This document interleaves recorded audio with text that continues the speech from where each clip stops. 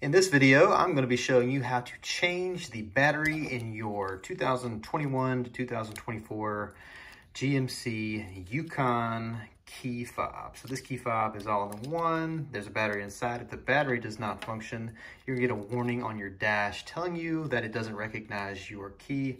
This is a super simple fix that you can do with no tools required. So first thing we're going to do is look for this little button right here. It's on the side of the key.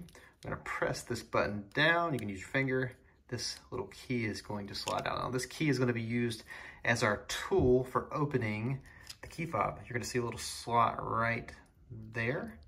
We're going to insert the key and we're going to use this key to pry our key fob open. There you can see the battery. We're going to use our key once more. You can do this with your finger, but it's easier with the key because it fits perfectly right there. We're going to pop the battery up, remembering that the side where the writing is on top. We're going to set that to the side. Here's our new battery. There's a link below, an Amazon affiliate link. You can go directly to the same one that I bought. They're super cheap on Amazon.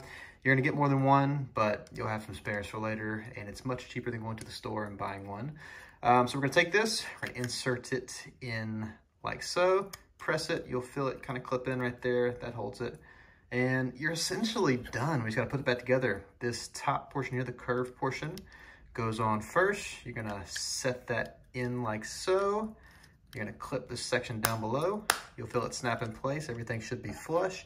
You're going to take your key, insert it in, lock it down, and you have a fully functioning remote once more. I hope this helps. If so, feel free to post a comment below that it helped. Like and subscribe to this channel, and I will see you in the next video.